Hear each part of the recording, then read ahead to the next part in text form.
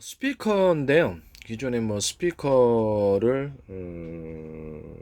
제가 일반적으로 이렇게 스피커가 이렇게 생겼어요. 이렇게 생긴 여기서 이제 이렇게 주되게 소리가 이제 이렇게 나오는데 이런 거를 이런 모양을 큰 사이즈 말고 작은 사이즈를 양 옆에 또는 위에 이렇게 해서 사방으로 이렇게 여러 군데를 배치해 놓으면 그렇죠. 그 출력이 여러 군데 분산되기는 하지만 소리는 풍성해지거든요.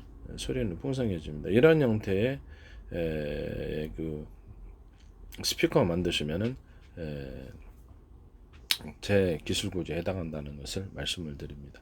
휴대폰도 보통 한 군데 방향으로만 스피커가 있잖아요. 그것을 여러 군데로 소리가 분산되어서 여러 군데로 만들어 놓으면 소리가 보다 풍성한 소리가 납니다. 이런 형태의 스피커 구조를 만드시면 제 기술 구조에 해당하게 되겠습니다. 남의 아이디어, 남의 어떤 지적 재산권을 도둑질해서 상업화시키지 마시기를 바랍니다.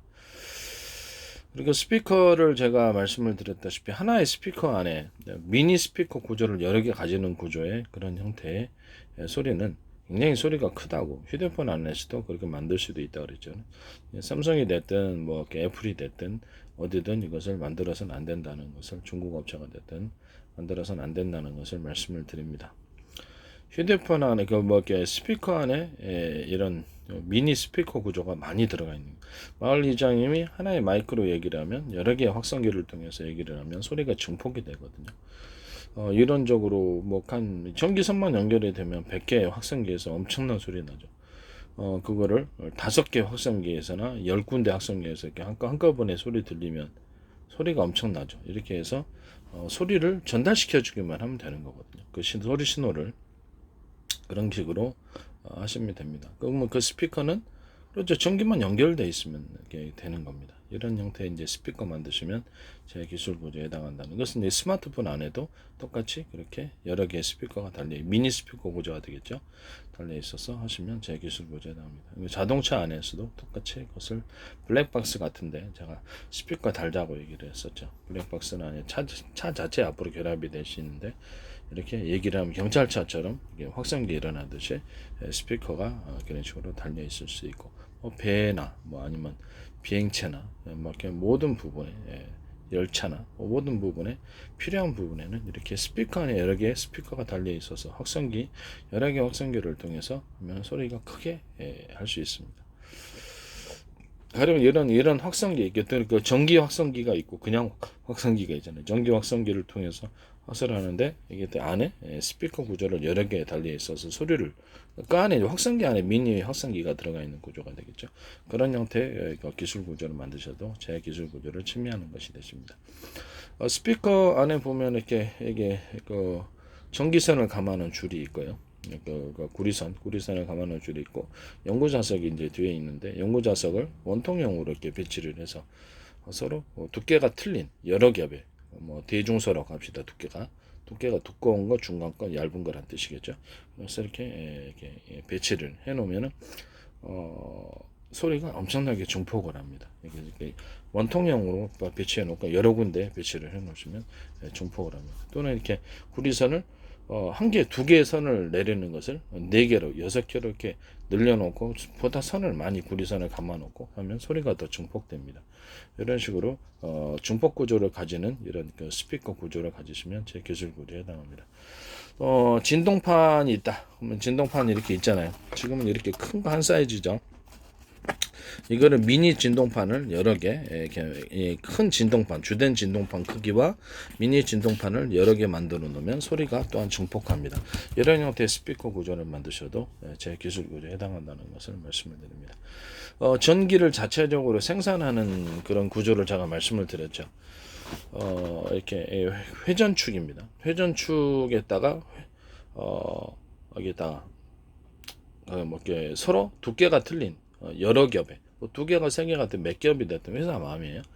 두께 같은 여러 겹의 연구 자석을 이렇게 원통형으로 배치해 놓습니다. 그 주변으로 원통형으로 해서 선을 이 회전축이 회전을 하는 거죠.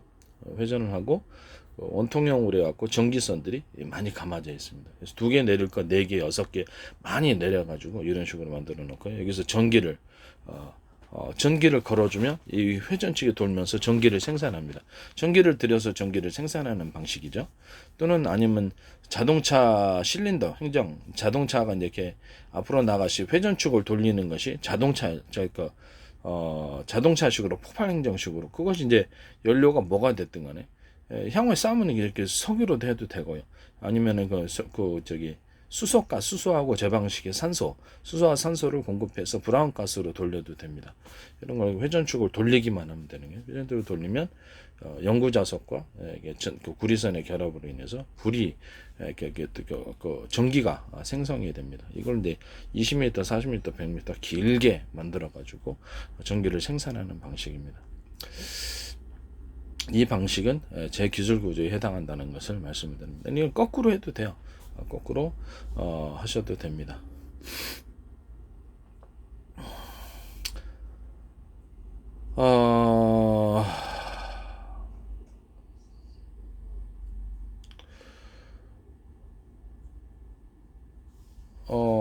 가령 그 안에다가 회전축에다가 회전축은 그냥 그 구리선을 많이 감아놓고 이렇게 많이 그 원통형을 서로 두께가 틀린 연구자석을 이렇게 사방으로 배치해 놓고 여기다도 이렇게 해놓으면 그것이 그 원통 자체가 돌아가는 방식일 수도 있습니다.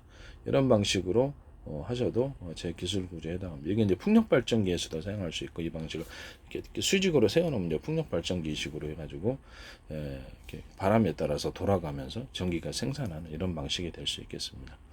이 방식은 제 기술 구조에 해당한다는 것을 말씀을 드립니다. 거기 이제 전기선을 갖다가 이렇게 전기를 모아야 될 거 아니에요. 그러면 전기선을 갖다가 서로 두께가 틀린 여러 개의 전기선을 모아서 전기를 생산하시는 이런 방식이 되겠습니다. 그러면 그래서 그 전기선이 로맥스 4.0이다 그러면 12F인가요? 4.0이다 그러면 이론적으로 했을 때 원래는 두꺼운 전기선 하겠죠.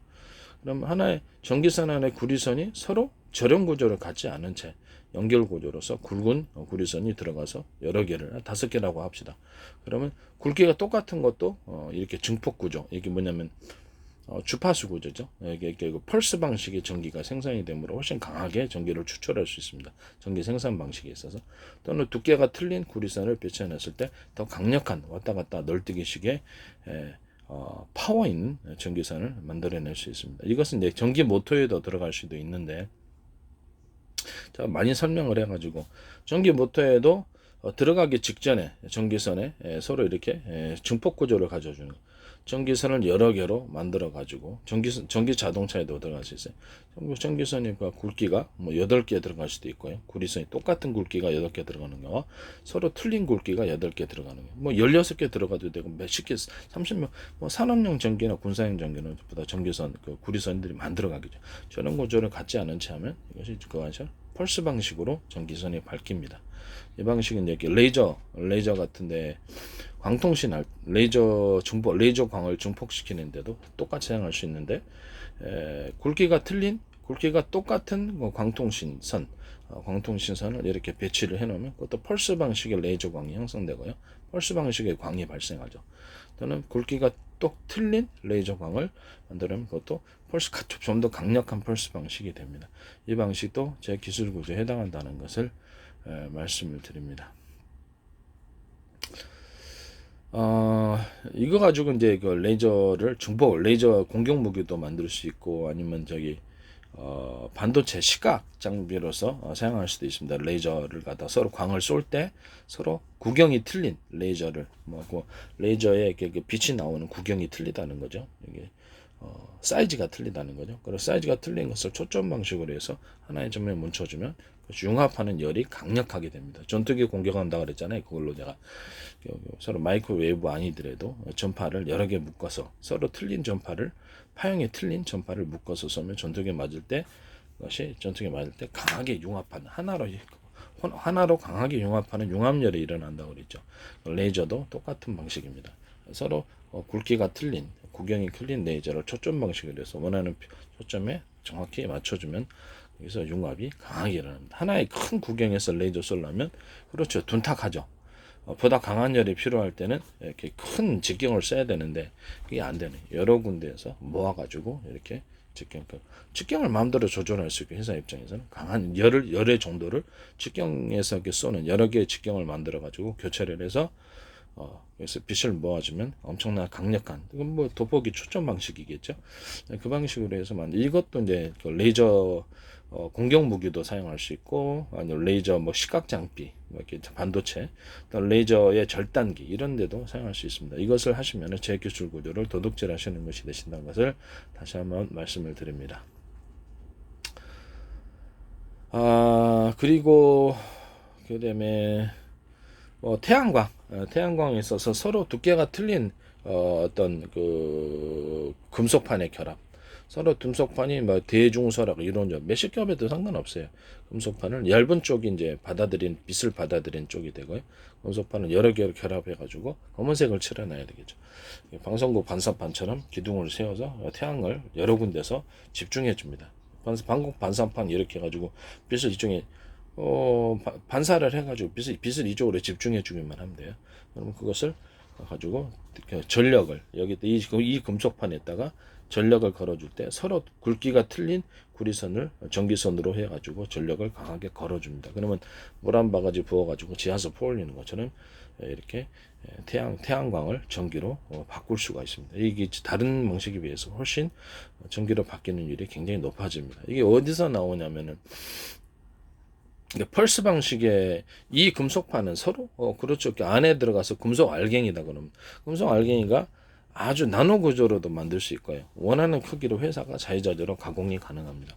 그래서 이렇게 서로 대중소 이런 식으로 해갖고 서로 사이즈를 틀리게 만들어서 이렇게 배출을 해놓는다고 합시다. 입자 굵기를 알갱이의 굵기는 회사에서 마음대로 정할 수 있어요. 이렇게 전기선 서로 연결 구조인 전기선을 구조로 만들어 놓으면 이 안에서 전기가 움직이는 전기선이 됩니다. 금속 방식으로 해가지고 대중소 이렇게 움직입니다.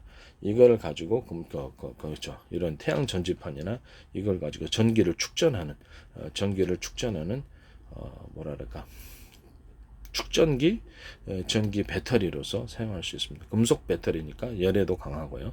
이런 방식의 금속 배터리를 사용하셔가지고 어떤 전원 공급 장치를 만드셨다. 이걸 여러 개를 놓는다. 수십 개를 놓는다. 또 이론적으로 수백 개도 놓으면 전기를 축적해서 일종의 콘덴서 역할을 하면서 동시에 배터리 역할을 하는 금속 배터리가 되겠다라는 것을 이것도 전 세계 최초로 제가 기술 개발한 것입니다.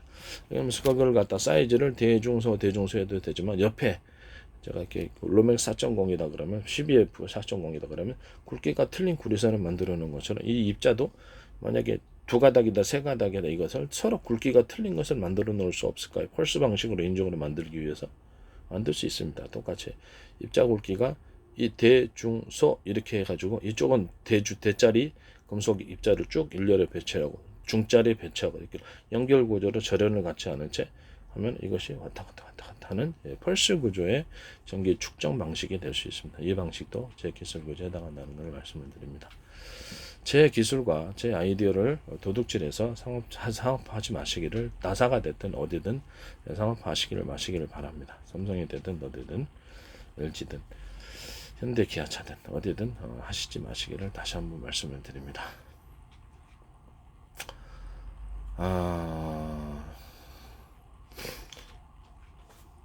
로봇 다리인데 아까 처음에 다른 동영상에서도 설명했는데 로봇 다리의 외부에 이렇게 그 어떤 심지 구조에 이런 이렇게 일자 금속이 됐든 뭐가 됐든 심지 구조를 이렇게 세로로 주고 가로로 이렇게 주면은 이것이 로봇이 다리가 굉장히 튼튼해진다고 말씀을 드렸고요. 로봇이 이제 다리가 사족으로 보행을 하는 이런 다리다. 그러면 이렇게 짐승처럼 그러면 뒷다리를 좀 더 튼튼하게 만들거나 좀 더 굵게 만들어주면은 보다 강력한 로봇개가 됩니다. 이런 방식도 제 기술 구조에 해당한다는 걸 말씀드립니다. 남아이더 기술을 도둑질해서 만드시지 마시기를 다시 한번 말씀을 드립니다.